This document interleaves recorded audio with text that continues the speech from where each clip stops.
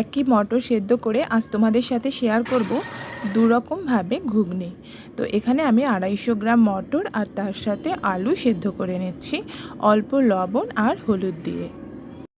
Hello friends, আমি সুস্মিতা আর আমার রান্নাঘরে তোমাদের অনেক অনেক স্বাগত জানাই। তো এখানে আমি মটরটা সেদ্ধ করে নিচ্ছি। এখানে আমি একটা ভাজা মশলা বানিয়ে নেব। নিয়ে নিলাম 1 চামচ জিরে, 1 চামচ ধনে আর তার সাথে 2টো শুকনো লঙ্কা। শুকনো অবস্থায় 1 থেকে 2 মিনিট একটুখানি এটাকে ভেজে নিলাম। এবার এটাকে আমি মিক্সিং জারে পাউডার বানিয়ে নেব। তো এদিকে দেখো মটরটা সেদ্ধ হয়ে গেছে। মটরটা সেদ্ধ করার আগে 3 থেকে 4 ঘন্টা আগে একটু ভিজিয়ে নেবে।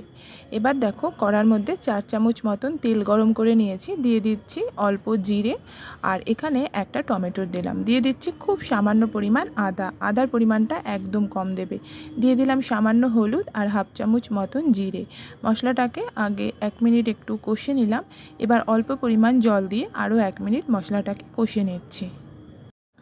এই ঘুগনিটা বানাতে খুব বেশি সময় লাগে না আর খেতেও কিন্তু দারুণ টেস্ট হয়। তো দেখো এবার এই যে মটরটা সেদ্ধ করা ছিল, আমি এই মশলার মধ্যে এই সেদ্ধ করা মটরটা দিয়ে দিলাম। এবার আমি বেশ কিছুক্ষণ এই মটরটাকে এই মশলার সাথে একটু ফুটিয়ে নেব।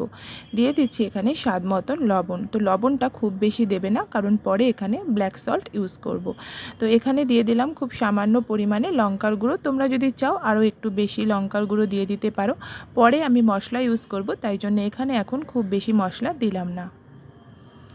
তো এখানে আমার ঘুগনিটা রেডি হয়ে গেছে। এবার আমি এটাকে 2টো বাটির মধ্যে সার্ভ করে নিচ্ছি। বন্ধুরা, এই একই রকম ঘুগনি বানিয়ে তোমরা কিন্তু দু রকমভাবেই এটা খেতে পারো, আর দু রকমভাবেই এটা খেতে কিন্তু দারুণ টেস্ট হয়। তো দেখো আমি 2টো বাটির মধ্যে সার্ভ করে নিয়েছি। এবার একটা বাটিতে দিয়ে দিচ্ছি এখানে লেবুর রস, দিয়ে দিচ্ছি এখানে অল্প পরিমাণে ব্ল্যাক সল্ট আর তার সাথে এখানে ধনেপাতা। আমি যেহেতু এটা নিরামিষ ঘুগনি বানাচ্ছি, তোমরা চাইলে এখানে পেঁয়াজও অ্যাড করতে পারো।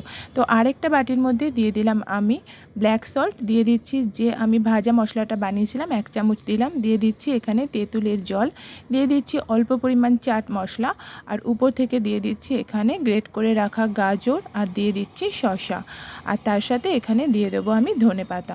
তো তোমরা যদি চাও এখানেও কিন্তু তোমরা পেঁয়াজ অ্যাড করতে পারো। এবার উপর থেকে দিয়ে দিচ্ছি আমি ঝুরি ভাজা। তো এইভাবে তোমরা কিন্তু ঘুগনিটা বানিয়ে নিতে পারো। তো দেখো এই যে আমি প্লেন ঘুগনিটা বানালাম, এটা কিন্তু লুচি পরোটার সাথে ভীষণই সুন্দর লাগে, আর এটা কিন্তু তোমরা চাট হিসেবে খেতে পারো। তো দুটো ঘুগনির টেস্টই কিন্তু দারুণ সুন্দর হয়। তো এইভাবে একবার ঘুগনি বাড়িতে বানিয়ে দেখতে পারো, খেতে কিন্তু দারুণ টেস্ট হয়। তো যদি রেসিপিটা ভালো লাগে ভিডিওটা লাইক, শেয়ার ও চ্যানেলটা কিন্তু অবশ্যই সাবস্ক্রাইব করে রেখো। তো ভিডিওটা এতক্ষণ ধৈর্য ধরে দেখার জন্য তোমাদের অসংখ্য ধন্যবাদ। দেখা হবে আবার একটা নতুন রেসিপি নিয়ে।